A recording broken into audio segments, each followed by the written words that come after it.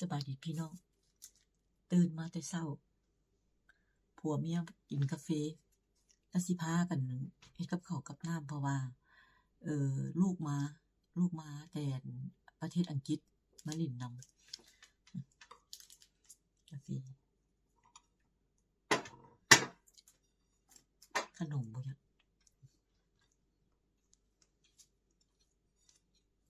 เอาค่อยมักกินได้บ่จ๊ะแซ่บ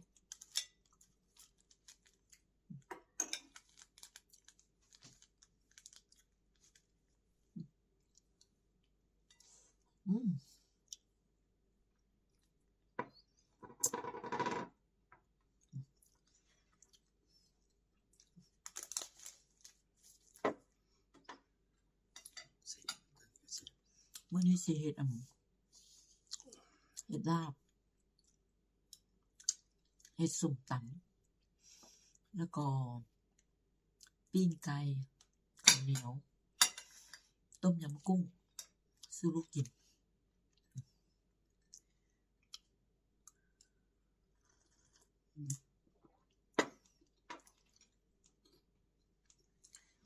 เมื่อวานนี้ซื้อข้าวจี่มากินกับปัวข้าวหลายทุกอย่างมันจะไปให้ลูกกินอันนี้สิทิพย์เนาะเดี๋ยวก็สิกินกับกาแฟนี่เนาะ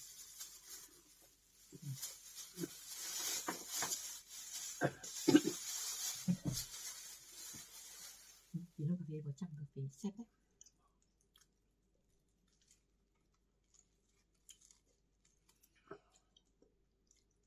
ฟัวข้าวดอกจังเลยล่ะแต่อยากกินนะแบบถ้วยสีเบอร์นั่นอยู่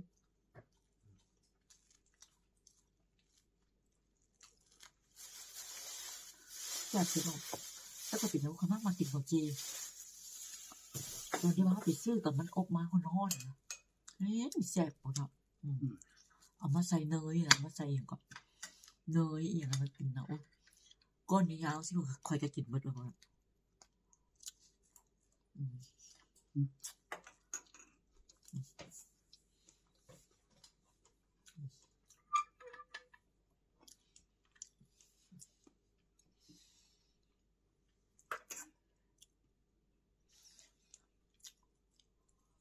เดี๋ยวนี้ข้อยเห็นพวกเฮ็ด YouTube นะเขาพากันจมกันว่าเดี๋ยวนี้เงิน YouTube นะบุบลงแต่ว่าข้อยนะ YouTube ข้อยเฮ็ดนะเฮาก็บ่เว้าเนาะไผเบิ่งก็เบิ่งไผบ่เบิ่งข้อยก็บ่ได้มีปัญหาเพราะ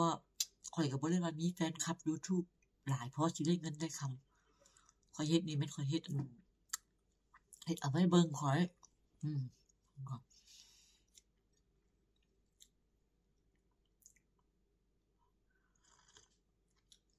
เพราะว่าเดี๋ยวนี้อยู่เมืองลาวนะข้อยเห็นคนเขาเฮ็ด YouTube มีหยังนะเขาก็หยุดหลายนะเพราะว่าเขาว่าบ่มีคนเบิ่งหลายแล้วรายได้เขาบ่ได้นะเขาว่าเขาต้องขับรถขับล้างไปถ่ายมีหยังนะค่าน้ำมันรถน้ำมันรางมันบ่คุ้มนะเพราะว่าคลิปเขาเอาลงแล้วคนบ่เบิ่งหลายนะมันเพราะว่าพวกนั้นเขาจะตั้งใจอยากได้เงินจาก YouTube คือข้อยนี่ก็บ่ได้ตั้งใจข้อยก็เฮ็ดแบบนี้แหละข้อยนั่งอยู่บ้านก็ถ่ายจังซี่แหละข้อยบ่ได้สนใจกับข้อยก็บ่ได้เว้าใหญ่เนาะข้อยก็บ่ได้สนใจเงินจาก YouTube ข้อยมาเบิ่งข้อยถ่าย YouTube นี่แบบข้อยถ่ายนี่อีก10ปีก็บ่ได้หยังดอกแต่ข้อยบ่ได้เกี่ยวกับเงิน YouTube ข้อยเกี่ยวกับว่าข้อยเฮ็ดถ่ายเอาไว้นั่งเบิ่งข้อยเวลาเฮามีอายุเฮาเฒ่าเฮาแก่เฮาก็เบิ่งรูปตัวเก่าได้นะคันเจ้าเอาไปลง Facebook นี่เจ้าเบิ่งบ่ได้เด้เจ้าเบิ่งบ่เห็นมันลึกทิ่มซะข้อยเคยเอาใส่ละก็ย้อนซั่นแล้วก็ตัดใจมาเฮ็ดอัน YouTube เห็นบ่จะซ่อมข้อยเปิดมาตั้งหลายเดือนแต่มีแต่เท่าใดคนเบิ่งนึงแต่ข้อยบ่สนเนาะไผสิเบิ่งบ่เบิ่งก็บ่เป็นหยังแต่ว่าคนเบิ่งให้ก็ดีว่าซั่นๆเนาะแต่สิไปหวังได้เงินจาก YouTube นี่โอ๊ยเจ้าก็เบิ่งอีก10ปีก็บ่ได้ดอกแต่ว่าได้บ่ได้สนใจกับเงิน YouTube เพราะว่าคนที่ว่าเขาต้องการเงินจาก YouTube เนี่ยเขาต้องตั้งใจเฮ็ดได้เขาต้องทุกมื้อเขาต้องออกไปถ่ายคลิปถ่ายหยังคือข้อยนี่ข ข่อยได้เฮ็ดหยังข่อยก็ถ่ายลงข่อยบ่ได้เฮ็ดแล้วข่อยก็บ่ถ่ายบ่แล้วก็สิตั้งใจออกไปทุกมื้อไปถ่ายเอามาลงยูทูบบ่คือวันนี้นั่งกินกาแฟก็ถ่ายให้พวกเจ้าเบิ่งอะอ้าวผัวข้อยกินไปแล้วนี่เบิดแล้วนี่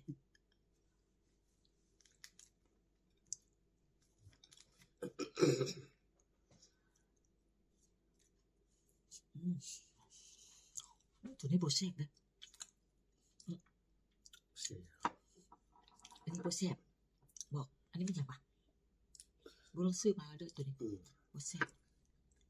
Ça c'est tarte pot.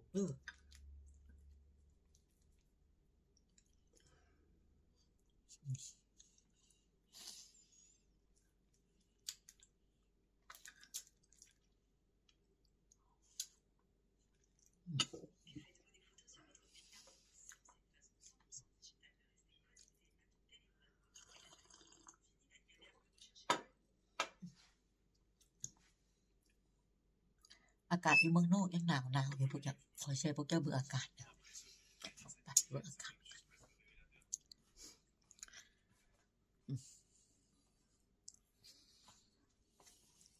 สิเปิดให้พวกเจ้าเบิ่งแต่มันบ่ดีอันหนึงว่าอยู่เมืองอันอยู่ประเทศฝรั่งเศสนี่บ่คือประเทศสวีเดนปัจจุบันนี้ยังมีแน่อยู่มีหิมะตกอยู่ว่าอยู่นี่หิมะบ่ตกเห็นบ่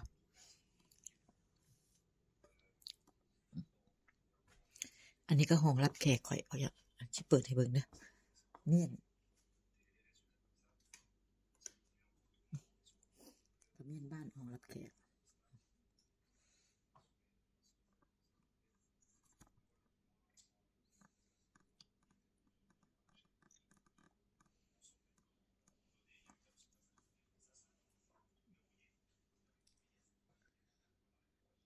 กะละโอเคก็มีเนี่ยกะละโอเคก็มีแต่บ่เคยลองหรอกเพราะว่าลองบ่เป็น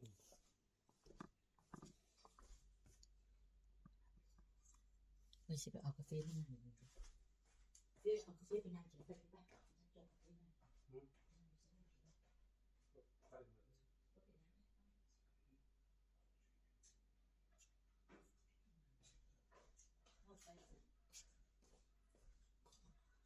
ก็บ่ปลดถูกเด้อเจ้าเอาเข้ามาเลยนั่งกินกาแฟนี่ก็ดีเห็นบ่นี่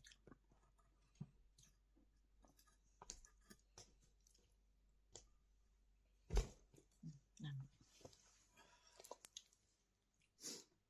อยู่นี่ก็มีอันจักเฮ็ดกาแฟกินนี่บ่จ้ะมาจากนั่งอยู่ห้องรับแขกนะอันนี้เฮ็ดกาแฟนี่ก็มี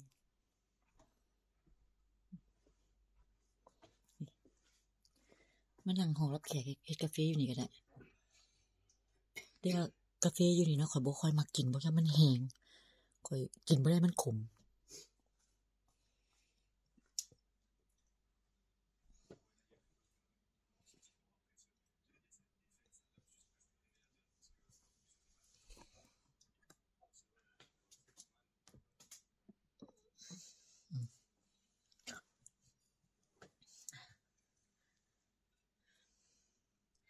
มีความสุขพี่น้อง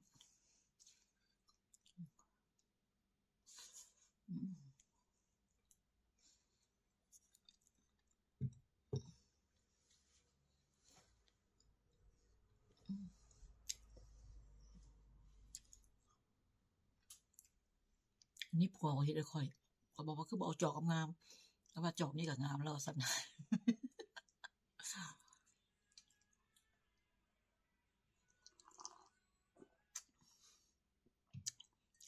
กินกาแฟแล้วก็สิไปเฮ็ดกับข้าวกับน้ำ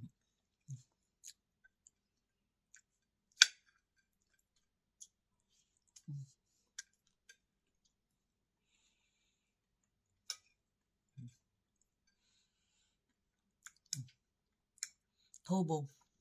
แซ่บ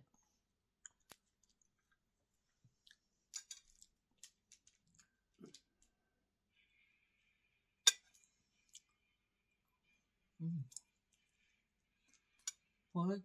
เปิดไปเรื่อยส่องไพ่ผมบอกเอาเสียงแทนนะลูกนอนครับเนี่ยเฮ้ย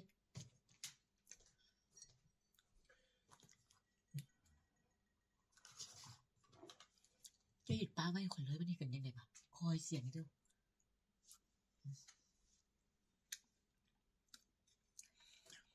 บ้านข่อยนี่อยู่ใกล้ตลาดเพิดเด้อืม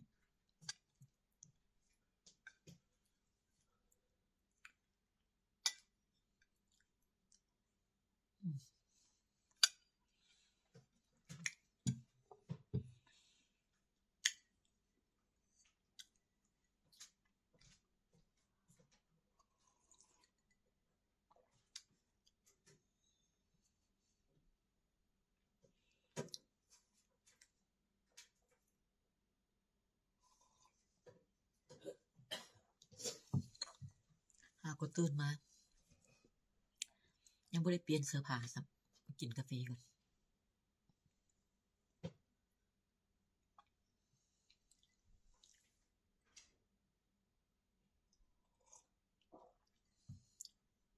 เอาวีจะลุกแล้วป่ะลูก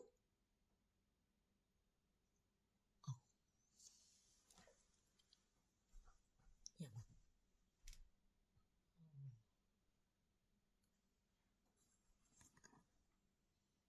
ได้ป่ะ Ça fait longtemps on n'a pas attends.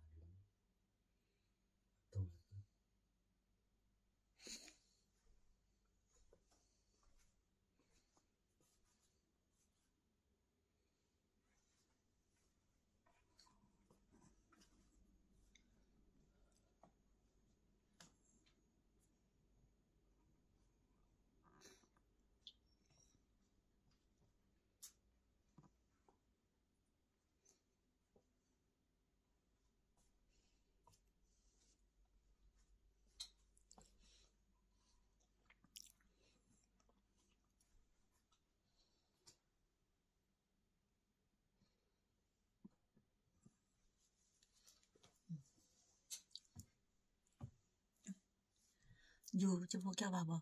อยู่ใส่กับบ่ทออยู่บ้านตัวเองอยู่บ้านตัวเองมีความสุขเนาะอันนี้ก็เป็นทางนอกที่บ้านสิออกประตูบ้านเนี่ย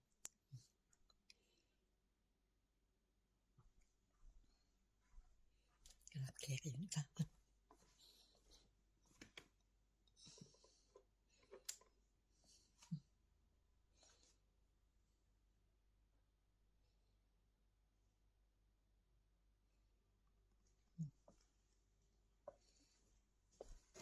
ประตูออกไปนอกบ้านนะอันนั้นจัดถึงบ่ได้มัน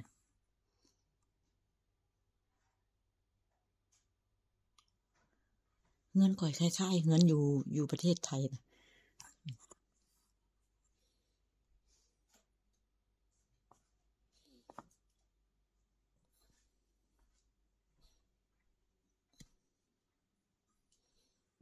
บ่ได้ป่ะเป็นหยัง ระบบมันอีกเลยของมัน